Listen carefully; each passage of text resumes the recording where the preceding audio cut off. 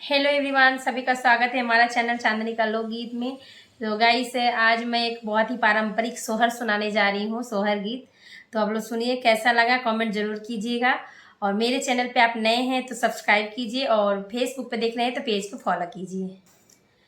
बाजतिया वेला बसुरिया तो नाचैती पमरिया आवे हो ललना देहिया भाजते आवेला बोलो मुआ कोठरिया में समा गैले, कोठरिया में समा गैले।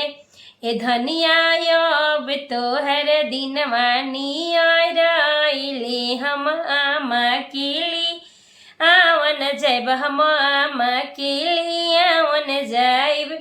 रावरे आमा राजा लड़ा किनी हई औरु झगड़ा हिनी हई होए, राजा अपन देवता अपने जगाई भी, हम केहू के ना बोलाई भी, हम केहू के ना बोलाई भी।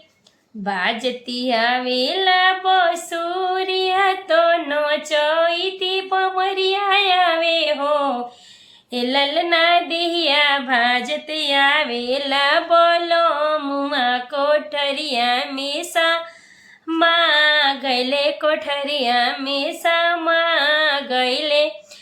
ए धनिया अब तोहर दिनवानी रोइले, हम भाभी केली आवन जाइब, हम भाभी केली आवन जाइब।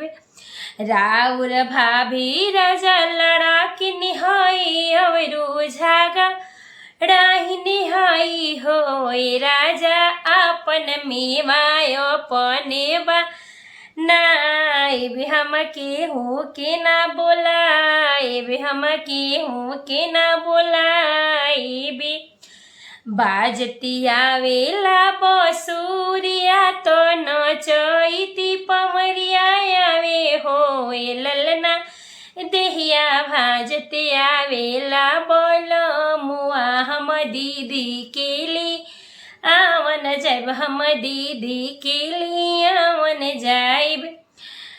राउर दीदी राजा लड़ा किनी हई औरु झगड़ा हिनी हई होई, राजा अपन काजल अपने लगाई भी, हम केहू के ना बोला भी, हम केहू के ना बोलाई भी। Thank you guys, keep supporting. Channel को सब्सक्राइब जरूर कीजिए और वीडियो हमारा फुल वॉच